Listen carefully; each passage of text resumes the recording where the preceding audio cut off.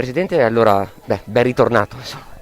Ben ritrovati, sono contento perché ci tenevo parecchio a questa riconferma per cercare di portare a termine i tanti progetti che il Consiglio precedente aveva messo in atto e concretizzato. Abbiamo due grandi obiettivi: uno è quello di far partire l'insediamento in Marangona in Corte Alberti, dare un segnale dopo tantissimi anni in cui si parla di Marangona, di insediare finalmente delle attività che sono consone a quanto previsto, e il terminale da oltre 750 metri che dovrà essere pronto prima dell'apertura del tunnel di base della Galleria del Brennero.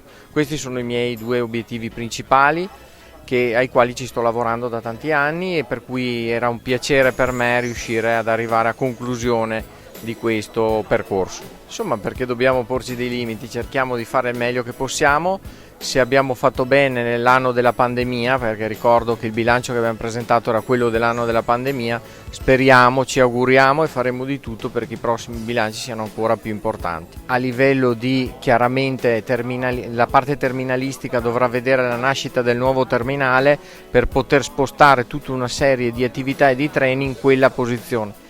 Poi ci sono tutta una serie di progetti minori, ma che non sono meno importanti. Altra questione che oggi i soci ci chiedono è quella di diventare i veri dominus della comparto Quadrante Europa, e quindi di avere una nostra rappresentanza all'interno della Verona Mercato come quote di appartenenza proprio del Consorzio ZAI.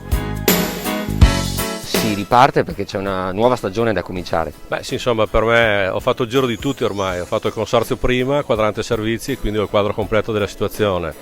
Sicuramente abbiamo un ente importante, a questo punto qua bisogna ripartire per una conferma di ciò che è stato fatto fino adesso, quindi sarà un lavoro difficile perché i tempi sono cambiati, abbiamo delle prospettive ottime per il futuro, quindi un lavoro di squadra che vogliamo portare avanti sinceramente e appassionatamente. Abbiamo davanti un progetto che potenzierà tantissimo la linea del Brennero, dobbiamo lavorare molto sull'accordo che deve essere fatto con l'A22 per poter potenziare quelle che sono le linee di trasporto che ci sono, e quindi da questo punto di vista sarà un impegno molto importante che per tutta la zona, per tutto il territorio, di un ente che molte volte viene un po' dimenticato dalla città, ma ricordiamoci, qui dentro ci sono più di 11.000 persone che lavorano, quindi è una cosa molto importante per la città di Verona.